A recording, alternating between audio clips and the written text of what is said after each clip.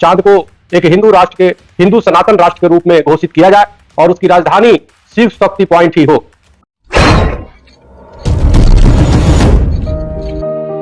दोस्तों, भारत देश में बहुत सारे ऐसे ज्ञानी महापंडित लोग हैं जिनकी बात सुन करके आप भी चौंक जाएंगे। ऐसी ऐसी बात करते हैं, कभी मोदी जी को भगवान कह देते हैं तो कभी कहते हैं कि हमारे देश में सिर्फ और सिर्फ हिंदुओं का राज रहेगा। लेकिन क्या आपको पता है कि हमारे देश में अन्य अन्य जातियों के लोग, विभिन्न विभिन्न धर्मों के लोग रहते हैं। हिंदू, मुस्लिम, सिख, ईसाई सभी लोग एक साथ मिलकर के रहने का प्रयास करते हैं। लेकिन कुछ ऐसे संत महात्मा जो अपने आप को हिंदू कहते हैं और कहते हैं कि आने वाले भविष्य में हम इस देश को यानी भारत देश को हिंदू राष्ट्र बना के ही दम लेंगे। क्या लगता है कि हिंदू राष्ट्र बन पाएगा? यदि हिंदू राष्ट्र बनता है तो मुस्लिम कहाँ जाएंगे?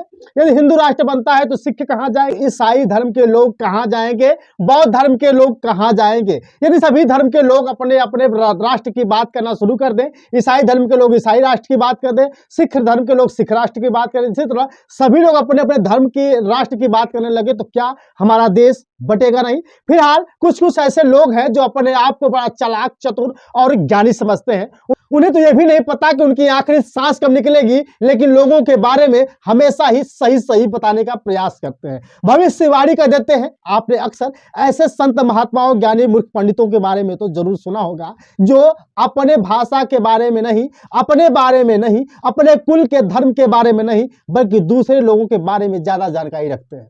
खैर, इन सब बातों को छोड़िए, आज मैं बहुत ही अहम खबर बताने वाला हूं। एक ऐसा पंडित, एक ऐसा पुजारी, एक ऐसा बाबा जिसका नाम है चक्रपाणी, वो कहता है कि मोदी जी ने जो काम किया वो सही किया। मैं भी मानता हूं कि मोदी जी ने जो काम किया वो सही किया, लेकिन कभी कभी इसकी भाषा से तो ऐसा लगता है कि क्या सच में एक ज्ञानी पढ़ा लिखा है या अनपढ़ गवार। आपको बता दूं कि सन 2008 में पहली बार जब चंद्रमा पे चंद्रयान पहुंचा था तो उस समय हमारे देश के लोग बहुत ही प्रसन्न हो रहे थे, इसरो के लोग बहुत ही खुश हो रहे थे कि चंद्रमा पे भी हमारा देश राज करेगा। लेकिन इसके बाद दूसरी बार चंद्रयान 2 पहुंचा।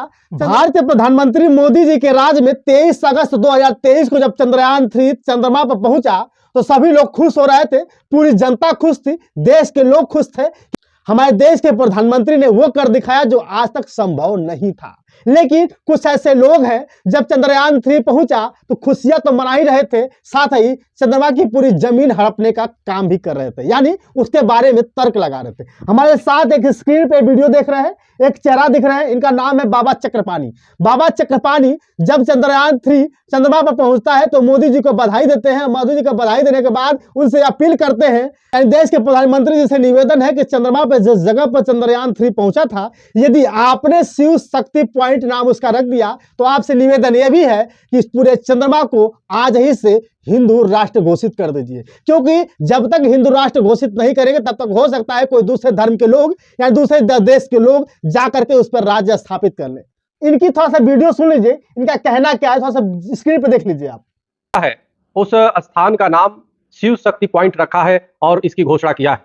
लेकिन इसी के साथ मैं चाहता हूं कि इसके पहले की कोई और विचारधारा के लोग, इसके और देशों के लोग वहां पे जाकर के वहां का फिर गजवा हिंद ना बनाए, इसलिए चांद को हिंदू राष्ट्र के रूप में घोषित किया जाए। संसद मोदी जी से गुहार कर रहे हैं, बधाई दे रहे हैं। ये 5 महीने पहले की वीडियो है, लेकिन बहुत सारे लोग, बहुजन समाज के लोग नहीं जानते, इसमें दिखाना का प्रयास कर रहा हूं, क्योंकि कुछ ऐसे लोग हैं जो अपने बारे में तो पता नहीं होता, अपने गांव गलियारे के बारे में तो पता नहीं होता, शायद इनके लोग, गांव के लोग इनको पूछते होंगे या नहीं पूछते होंगे, लेकिन हिंदू राष्ट्र की बात करने वाले लोग चंद्रमा को भी हिंदू राष्ट्र बनाने की सोच में पड़े हुए हैं। क्या लगता है कि चंद्रमा पे हिंदू राष्ट्र बन पाएगा? कहना है कि सनातनी लोग बहुत ज्यादा मानते हैं, चंद्रमा की हमेशा बात करते हैं, चंदा मामा की हमेशा बात करते हैं। शंकर जी के माथे पर यानी सिर पर चांद का निशान बना होता है, इसलिए इनका कहना है कि जिस जगह पर चंद्रयान उतरा था उस जगह को शिव शक्ति पॉइंट अगर मोदी जी नाम रख दिया है तो उसको भी हिंदू राष्ट्र बनाने की कोशिश करें। शंकर जी के सिर पर चांद का निशान बना होता है,